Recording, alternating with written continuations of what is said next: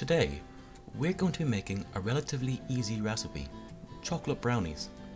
They don't even need a mixing bowl, just a large saucepan and a 20 square centimeter baking tin.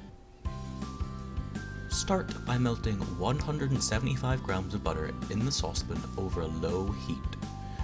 Using a wooden spoon, make sure to stir often to avoid it burning. Once it's fully melted, take the pan off the heat to let the bottom cool a little bit. Once you've done that, sieve in 65 grams of cocoa powder and then thoroughly mix it in.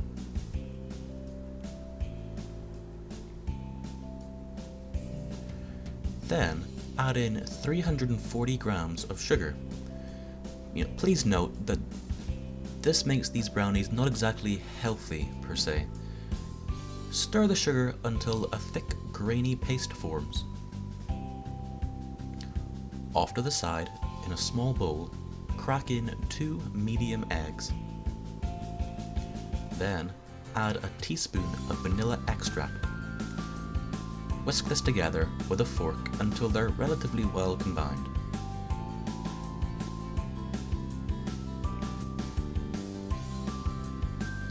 Pour the egg mixture into the saucepan and stir until it has been fully integrated. By this point, the bottom of the saucepan should be cool enough that you can lift it onto a table or other working surface rather than the hob. Only if you want to. Grab your sieve again and sieve in 100 grams of plain flour. Be careful not to make a mess, although it is difficult, as you can see here. Then stir in the flour.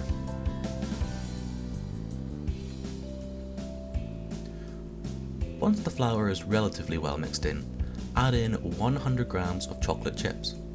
White chocolate works best, although any chocolate is good. Stir until the chocolate chips are well dispersed and there are no streaks of flour left.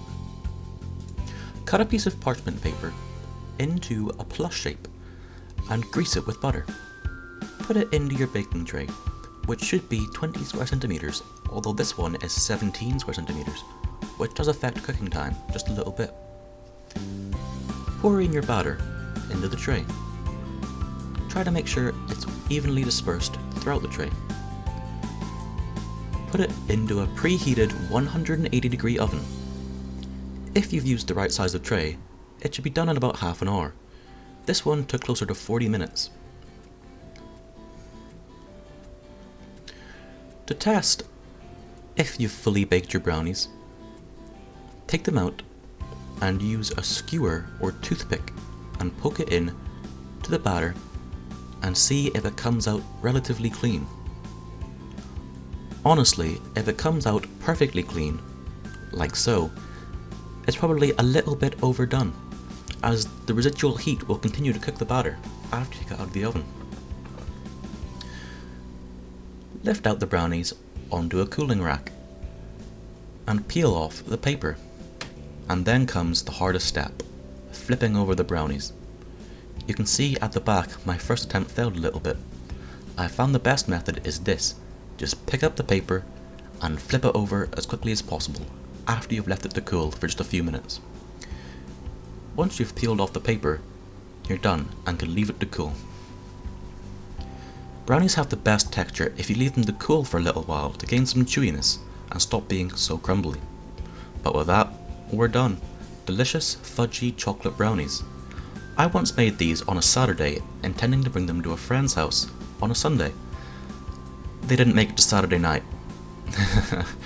Well, that's all for today. Thanks for watching. See you next time.